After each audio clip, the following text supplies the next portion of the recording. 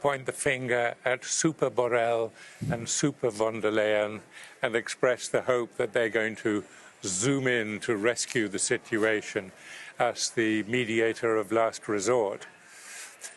Yes, I would love to see a stronger role for the European Union, but let's not forget who is stirring it and what the strategy of one of the main protagonists is.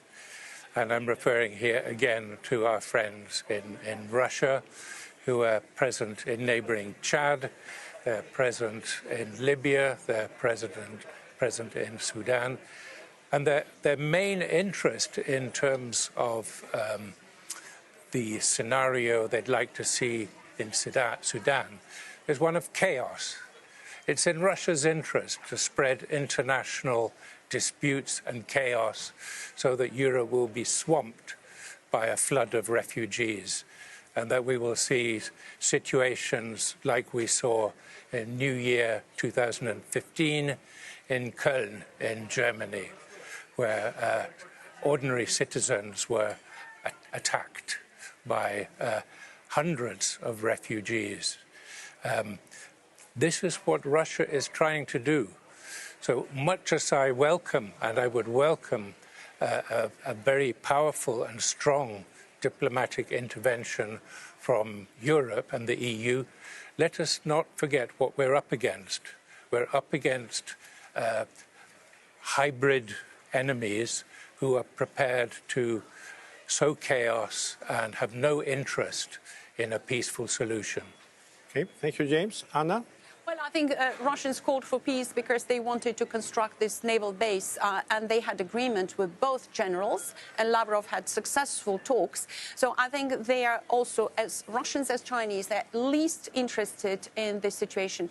But I think that there was very little effort of international community to pacify, because the superpowers have to accept the fact that Africa is for Africans, and they are Africans who will decide the future of their country, the future of the sport, if they need the sport, yes or no.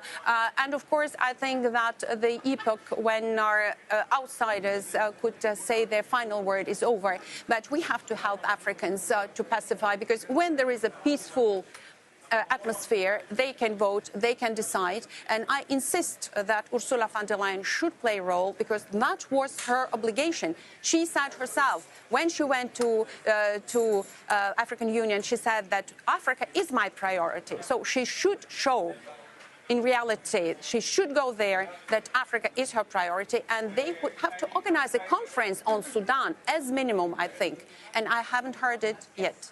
So you're saying that she's not fulfilling her promises?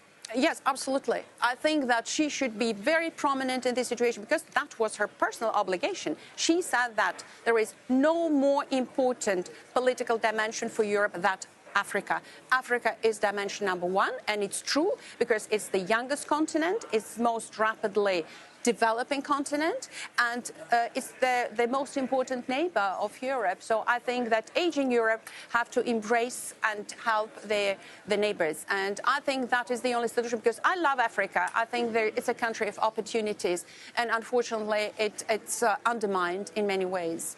Now, Martin, when you grew up in the neighboring country of Egypt, is this something that you thought that this might happen, this tragic war?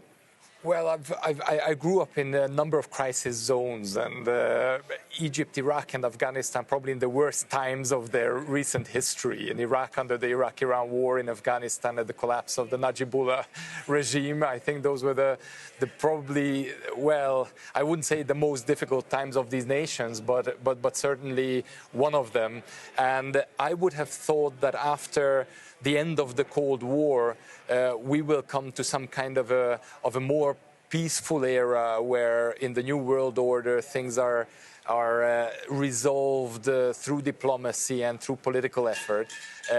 It is very sad to see countries like Sudan go up in flames through civil conflict or civil wars and such.